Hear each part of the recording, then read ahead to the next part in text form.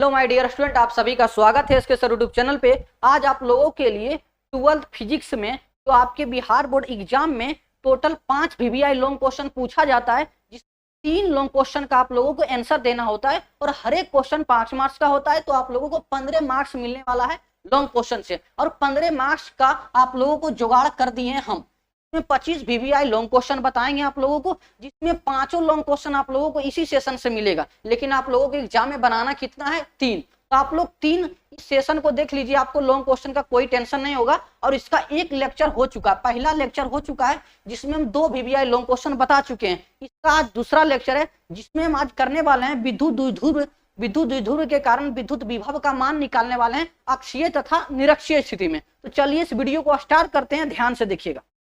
देखिए, विद्युत द्विध्रुव के कारण अक्षीय स्थिति में विद्युत विभव का क्या करना है? मान ज्ञात करना है। फिर निरक्षीय स्थिति में भी ज्ञात करेंगे, लेकिन उससे पहले हम आप लोगों को बताते हैं कि विद्युत विभव है क्या। तो सबसे पहले समझिए कि विद्युत विभव है क्या।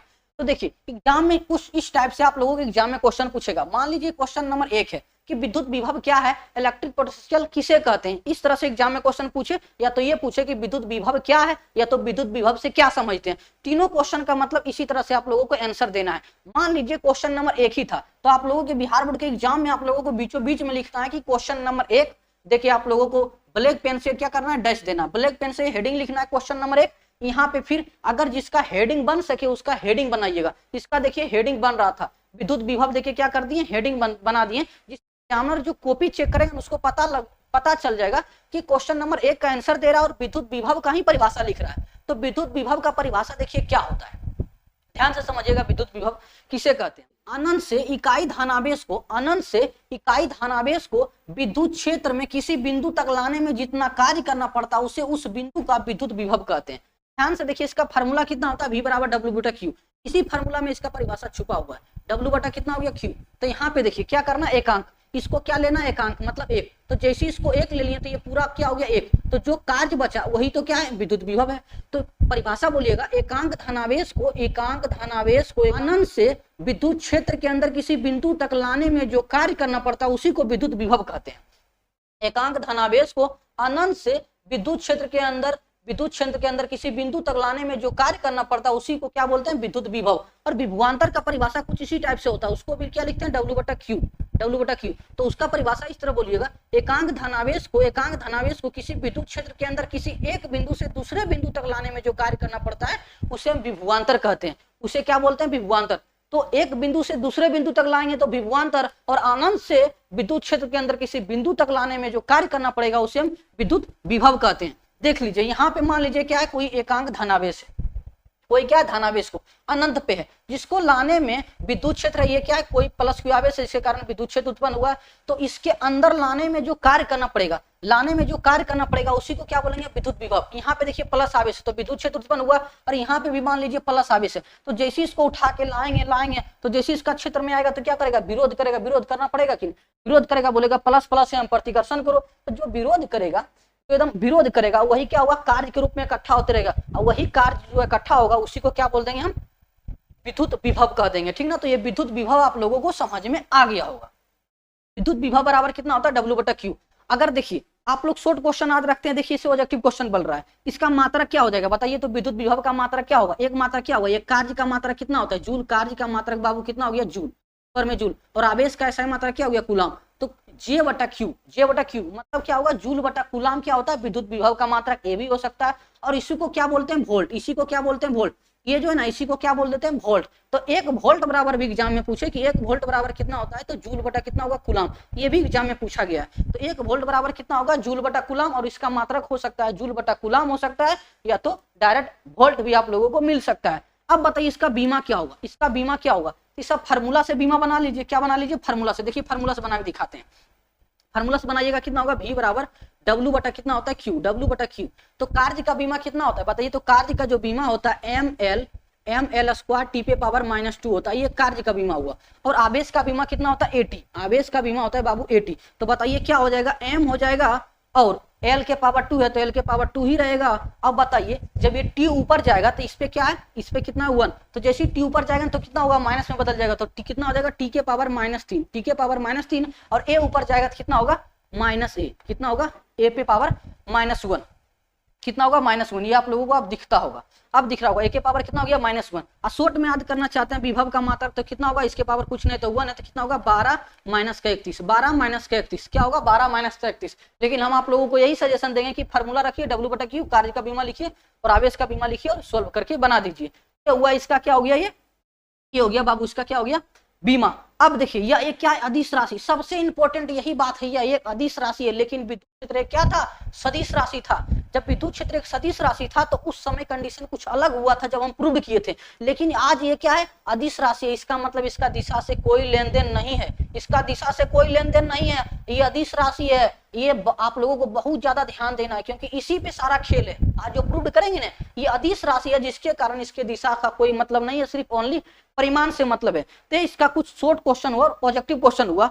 अब देखिए किसी बिंदु आवेश के कारण विद्युत विभव का जो मान होता है KQ/R होता है। कितना होता है KQ/R।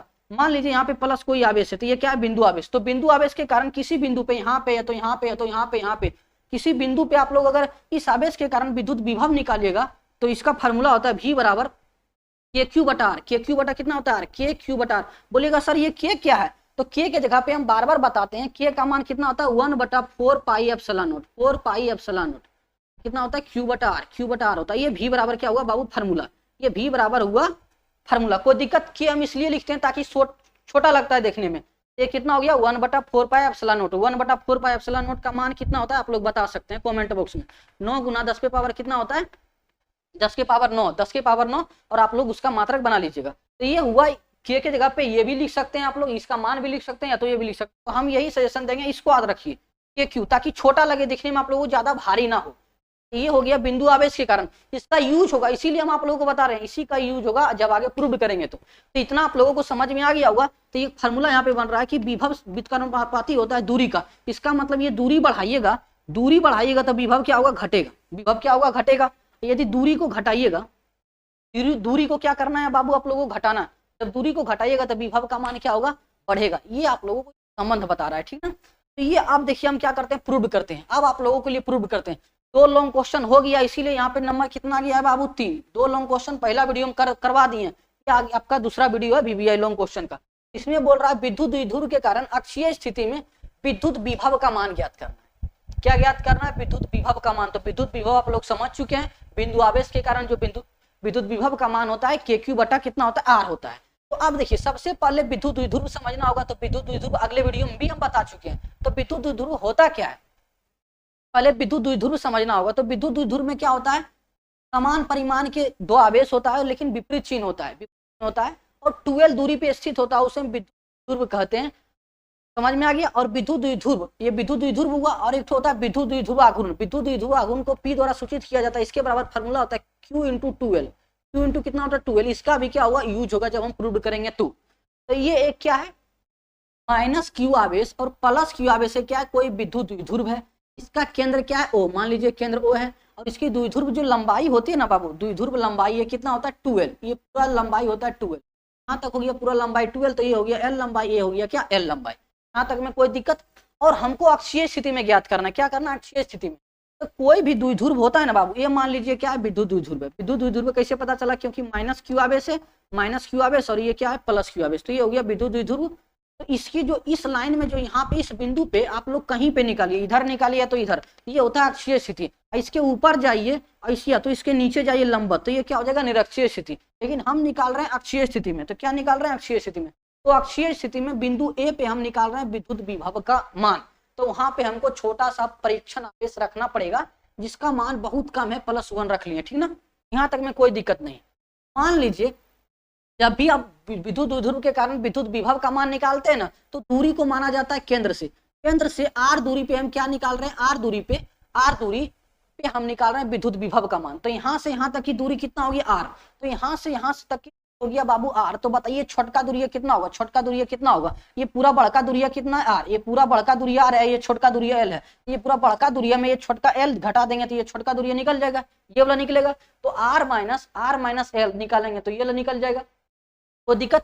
अब बताइए जब -Q आवेश के कारण जब हम निकालेंगे विभव का मान, तो इसका इतना बड़ा दूरिया लेना पड़ेगा, ये दूरिया, तो ये दूरिया कितना निकलेगा बताइए। तो ये दूरी कैसे निकलेगा, यहाँ से यहाँ तक की दूरी कितना r और ये छोटका दूरी है कितना l, तो दोनों को जोड़ देंगे तो r प्लस कितना हो जाएगा l। ये फिगर आप लोगों को समझ में आना चाहिए, ठीक है ना। ये फिगर आ गया समझ में, मान लीजिए आप प्रूव कर लिए, r दूरी पे निकालना था, केंद्र से दूरी लेना होता है, ये छोटका दूरी l था, तो ये जो छोटका जब प्लस क्यू आवेश के कारण बिंदु प्लस क्यू आवेश के कारण जब विद्युत विभव का मान निकालेंगे बिंदु आवेश के कारण, तो इतना दूरिया लेना पड़ेगा, तो इस दूरिया का मान कितना निकल गया r माइनस एल, और ये दूरिया हो गया r प्लस एल। तो ये फिगर वाला आप लोगों को समझ में आ गया। तो फिगर का बात एग्जाम में आप लोगों को लिखना पड़ता है, जो कि हम अपना भाषा में लिख के दिए। अब बहुत छोटा है, माना माइनस क्यू आवेश तथा प्लस क्यू आवेशों से बना एक क्या है, विद्युत द्विध्रुव है। विद्युत द्विध्रुव है जिसका केंद्र क्या है, जिसका केंद्र O है, जिसका केंद्र O तथा द्विध्रुव लंबाई कितना है 2l, द्विध्रुव लंबाई 2l है। बस इतना ही फिगर में क्या करना है आप लोगों को लिखना है। अब क्या करना है, प्लस क्यू जो है ये बिंदु आवेश है, इसके कारण विद्युत विभव का मान निकालना है। विद्युत विभव का मान ये अभी हम अभी बताए थे, क्या बताए थे, अभी देखिए बताए थे। बिंदु आवेश के कारण, बिंदु आवेश प्लस क्यू आवेश है, इसके कारण आप लोगों को निकालना किसी बिंदु पे विद्युत विभव का मान, तो कितना होता है V बराबर के क्यू बटा कितना होता है R, के क्यू बटा R। ये दूरी क्या है, यहाँ से लेके यहाँ तक की दूरी है R। तो हमको उसी प्रकार यहाँ पे देखिए क्या निकालना, ये प्लस क्यू आवेश के कारण ए पे विद्युत विभव का मान निकालना है। तो दूरिया इसका क्या लेंगे, ये वाला लेंगे। यहाँ पे दूरिया कितना r माइनस एल है। तो देखिए ध्यान से यहाँ पे लिखेंगे प्लस क्यू आवेश के कारण बिंदु ए पे विद्युत विभव का मान, तो इसको क्या मान लेते हैं V1, क्या मान लेते हैं V1, क्योंकि माइनस क्यू आवेश के कारण भी निकालेंगे। तो यहाँ पे हो गया V1 के क्यू बटा R। R क्या है, दूरी, तो दूरी यहाँ पे कितना है बाबू r minus L, r minus कितना हो गया l, r माइनस एल। इसको क्या मान लेंगे, समीकरण 1, इसको मान लेना है आप लोगों को समीकरण 1। ये के क्यू बटा कितना है, के क्यू बटा r minus L, r minus कितना यहाँ पे आप लोगों को दिख ही रहा होगा, के क्यू बटा r माइनस कितना l। ये हो गया प्लस क्यू आवेश के कारण विद्युत विभव का मान बिंदु ए पे, ठीक ना। अब हमको निकालना है माइनस क्यू आवेश के कारण बिंदु ए पे विद्युत विभव का मान। लेकिन हम आप लोगों को बार बार बता रहे हैं कि विद्युत विभव अदिश राशि है। विद्युत विभव क्या है, एक अदिश राशि है, दिशा से कोई मतलब नहीं है, दिशा से कोई मतलब नहीं है। तो बिंदु ए पे ही हम आप लोगों को निकाल के दिखाते हैं। क्या, देखिए माइनस क्यू आवेश के कारण बिंदु ए पे विद्युत क्या है, विद्युत विभव का मान। तो इसमें V2 लिख ली, उसका मान क्या लीजिए V2। V2 बराबर कितना होगा, माइनस के क्यू बटा R प्लस एल, माइनस के क्यू बटा R प्लस एल, क्योंकि माइनस क्यू आवेश के कारण निकाल रहे हैं, माइनस क्यू आवेश के कारण निकाल रहे थे, इसलिए यहाँ पे माइनस लगा। लेकिन बोलिएगा सर विद्युत द्विध्रुव में जो प्रूव करवाए थे, विद्युत द्विध्रुव के कारण विद्युत क्षेत्र की दिशा, तो उसमें माइनस नहीं दिए थे। तो वहां पे माइनस इसलिए नहीं दिए थे बाबू, क्योंकि वहां पे एक विद्युत क्षेत्र एक सदिश राशि था, वो दिशा को बता रहा था, वो माइनस चिन्ह की विपरीत दिशा होगा। लेकिन यहाँ ये क्या है, विद्युत विभव है, ये कि अदिश राशि है, जिसके कारण जब माइनस क्यू आवेश के कारण निकालेंगे ना, तो यहाँ पे माइनस लेना पड़ेगा। तो माइनस के क्यू बटा कितना होगा R प्लस एल, R प्लस एल, क्योंकि माइनस क्यू आवेश के कारण दूरिया क्या था, देखिए इतना दूरिया था माइनस क्यू आवेश के कारण। देखिए माइनस क्यू आवेश के कारण क्या लेंगे, ये वाला दूरिया लेंगे लंबका। तो कितना है बाबू दूरिया R प्लस एल, R प्लस कितना है, ये माइनस है, जिसके कारण हमको बिंदु ए पे ही निकालना है, ए पे ही निकालना। और ये अदिश राशि है, जिसके कारण हम क्या ले रहे हैं बाबू, माइनस ले रहे हैं। इसमें आप लोगों को दिक्कत नहीं होना चाहिए। तो माइनस के क्यू बटा कितना हो गया R प्लस एल, ये हो गया समीकरण 2। अब हमको बिंदु ए पे क्या निकालना है, कुल विभव। बोलिएगा सर कुल विभव क्यों निकालेंगे, क्योंकि बिंदु ए पे हम एक बार निकाले प्लस क्यू आवेश के कारण विद्युत विभव, एक बार निकाले माइनस क्यू आवेश के कारण, तो दो गो विभव वहां पे हो गया। तो दोनों विभव के कारण अब दोनों विभव को क्या करेंगे, जोड़ देंगे, तो कुल विभव निकल जाएगा। तो अब इसलिए लिखना है कि बिंदु ए पे कुल विभव कितना होगा, V बराबर V1 plus V2, 1 plus V2। तो दोनों को जोड़ दीजिए। तो V1 का मान कितना था बाबू, के क्यू बटा R माइनस एल था, और V2 का मान कितना है, यहाँ पे देखिए जोड़ना था, लेकिन इसमें क्या है माइनस है, इसमें क्या था माइनस, जिसके कारण यहाँ पे माइनस आ गया। लेकिन दोनों हम बिंदु ए पे दोनों को जोड़ रहे हैं, क्योंकि कुल निकालना है तो जोड़ना पड़ेगा, कुल निकाल रहे हैं तो क्या करना पड़ेगा, जोड़ना पड़ेगा। तो जैसे जोड़ेंगे, लेकिन ये माइनस था, यहाँ पे आ गया माइनस, तो के क्यू बटा कितना R प्लस एल।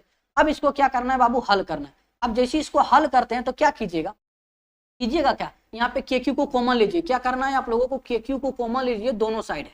तो यहाँ पे कितना बचेगा, 1 बटा R माइनस कितना बचेगा L, फिर हो जाएगा माइनस 1 बटा, यहाँ पे भी एक के क्यू कॉमन हो गया, तो क्या बचेगा R प्लस एल, R प्लस बचेगा बाबू L। अब ध्यान से देखिएगा बस, अब देखिए हो गया। अब V बराबर क्या हो जाएगा बताइए, तो के क्यू। अब आप बताइए दोनों को क्या लेंगे, एलसीएम, तो R माइनस हो जाएगा L, एक बार क्या हो जाएगा R प्लस एल।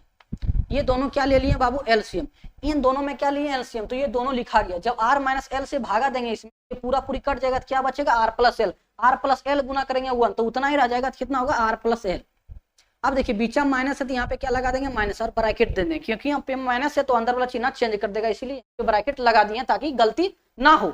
अब देखिए इससे भागा देंगे इसमें तो प्लस वाला कट जाएगा, बचेगा माइनस वाला, तो माइनस वाला गुना होगा a1 से, तो कितना होगा r माइनस 1, r माइनस कितना होगा बाबू l, r माइनस होगा l। तो यहाँ तक में कोई दिक्कत नहीं। अब देखिए इसको क्या करते हैं, आगे हल करते हैं। तो के क्यू हो गया। अब बताइए नीचे में तो जो तो लिखना पड़ेगा, नीचे में क्या करना पड़ेगा, जो तो लिखना पड़ेगा। लेकिन यहाँ पे एक फार्मूला लग रहा है, देखिए 10th क्लास में आप लोग बचपन में पढ़े होंगे कि ए स्क्वायर माइनस बी स्क्वायर बराबर फार्मूला होता है ए प्लस बी ए माइनस बी। कोई दिक्कत, अगर ये वाला बात लिखा हो तो ये वाला लिख सकते हैं, अगर ये वाला बात लिखा हो तो ये वाला लिख सकते हैं। तो यहाँ पे देखिए एक बार प्लस में लिखा हुआ आर प्लस एल, एक बार लिखा हुआ आर माइनस एल, तो यहाँ पे इसके जगह पे क्या लिख सकते हैं ये, तो यहाँ पे हो जाएगा R square minus L square. तो निचुआ में यहाँ पे फार्मूला लगा देते हैं, यहाँ पे स्टार मान लीजिए कि यहाँ पे एक फार्मूला लगा है, तो कितना हो जाएगा आर स्क्वायर माइनस कितना होगा एल स्क्वायर। तो निचुआ तो काम हो गया। अब ये ऊपर वाला क्या करना है, ये माइनस जब अंदर जैसी जाएगा तो सबको चिन्ह चेंज कर देगा, माइनस है तो चिन्ह चेंज करेगा। तो आर प्लस बाबू हो गया एल, अब माइनस इसको क्या कर देगा माइनस, तो माइनस आर, ये माइनस वाला था तो हो गया प्लस एल। अब यहाँ तक में कोई दिक्कत आप लोगों को नहीं होना चाहिए। आप देखिए एकदम मार काट करेंगे, यहाँ पे देखिए माइनस आर, यहाँ पे प्लस आर, खत्म, कोई दिक्कत। यहाँ पे बचा एल और यहाँ पे बचा एल, तो एल कितना हो जाएगा 2l। अब इसको मिटा देते हैं, ये फार्मूला बचपन का है, आप लोग जानते होंगे। यहाँ पे स्टार लगा दिए, जहाँ पे फार्मूला लगे यहाँ पे आप लोग स्टार लगा दीजिए जब तक समझ ना आए। अब देखिए थोड़ा सा क्या करते हैं और करते हैं इसी बोर्ड में, देखिए पेन क्या कर लेते हैं, चेंज कर लेते हैं। तो यहाँ पे v बराबर चल रहा था बाबू, तो यहाँ पे v बराबर कितना हो जाएगा बताइए, के क्यू हो, और यहाँ पे l प्लस एल कितना हो जाएगा 2l, l प्लस एल कितना हो जाएगा 2l। नीचे में कितना हो गया, नीचे में आर स्क्वायर और माइनस कितना होगा L square, R square minus हो गया एल स्क्वायर। यहाँ तक में आप लोगों को कोई दिक्कत, लेकिन हम आप लोगों को बार बार बता रहे हैं, बार बार ये बताने का प्रयास कर रहे थे उसमें भी कि विद्युत द्विध्रुव जो होता है ना वो बहुत छोटा होता है, ज्यादा बड़ा नहीं होता, विद्युत द्विध्रुव बहुत छोटा होता है, जिसके कारण इसका जो 12 दूरी है ना, 12 दूरी को जब 2 भागों में बांटा जाता है, एल भागों में बांटा जाता है तो बहुत ही छोटा हो जाता है। लेकिन जब इसका केंद्र से दूरी निकालते हैं, ना आर दूरी पे, केंद्र से जब आर दूरी पे विभव का मान निकालते हैं तो ये दूरियां बहुत बड़ी होती है, इससे काफी ज्यादा बड़ी होती है, मतलब ये बहुत ही छोटा होता है, एल का मान बहुत छोटा होता है। कितना होता है, एकदम बुच्चू सा मानिए, बुच्चू सा, ये तो समझाने के लिए इतना बड़ा कर सकते हैं, तो बहुत क्या होता है, छोटा होता है, बहुत छोटा होता है। तो यहाँ पे लिख सकते हैं कि तो एल है बहुत छोटा है, लेकिन आर बहुत बड़ा है। आर क्या है, बहुत बड़ा है। तो देखिए कुछ इस टाइप से लिखेंगे, यहाँ पे आप लोग को लिख दीजिएगा, चूंकि यहाँ पर लिख दीजिएगा, चूंकि यहाँ पे आर क्या है, बहुत बड़ा है एल से, ये क्या है, बड़ा है, बहुत बड़ा है, अतः लिख दीजिएगा क्या है, नगण्य। नगण्य का मतलब होता है ना के बराबर, अतः एल क्या है, नगण्य है, नगण्य है, या तो लिख सकते हैं हिंदी में क्या, ना के बराबर। अतः एल यहाँ पे क्या है, ना के बराबर है, तो एल क्या होगा, डायरेक्ट खत्म हो जाएगा। और विद्युत द्विध्रुव आघूर्ण बराबर आप लोगों को ये फार्मूला बताए थे कि विद्युत द्विध्रुव आघूर्ण को P द्वारा सूचित किया जाता है, इसके बराबर फार्मूला होता है Q into 2L। Q into कितना होता है बाबू, 2L, Q into 2L, P बराबर होता है Q इंटू 2L। तो यहाँ पे देखिए Q इंटू 2L आप लोगों को दिख रहा है, यहाँ पे Q इंटू 2L, देखिए आप लोगों को चेंज करके बताता है, यहाँ पे आप लोगों को दिख रहा है, तो यहाँ पे वो क्या लगाएंगे, फार्मूला, बस 2 ही फार्मूला तो लगा, एक तो यहाँ पे लगा रहे हैं, एक तो यहाँ पे लगाए थे। यहाँ पे कितना हो गया बाबू बताइए, तो के Q इंटू 2L बराबर कितना होता है, फार्मूला P, तो यहाँ पे क्या लिख देंगे P, और निचुआ में क्या हो गया, R तो बहुत बड़ा हो गया, L क्या हो गया, L तो बहुत छोटा था, L खत्म हो गया, बच्चा R, तो यहाँ पे कितना होगा R स्क्वायर, L तो क्या हुआ, खत्म हो गया, ये हो गया V बराबर फार्मूला। यही करना था आप लोगों को प्रूव्ड, यही क्या करना था बाबू आप लोगों को प्रूव्ड। ये अक्षीय स्थिति में विद्युत द्विध्रुव के कारण विद्युत विभव का मान निकल गया, कितना आ गया, V बराबर KP बटा R स्क्वायर, कितना आ गया, KP बटा R स्क्वायर। लेकिन विद्युत क्षेत्र की तीव्रता कितना आता था बताइए, तो दोनों में देखिए कंपैरिजन करवा देते हैं। विद्युत विभव का मान कितना आया बताइए, तो KP बटा कितना आया, R स्क्वायर। लेकिन विद्युत द्विध्रुव के कारण जब अक्षीय स्थिति में विद्युत क्षेत्र की तीव्रता निकालते थे तो वो आता था K2P बटा RQ।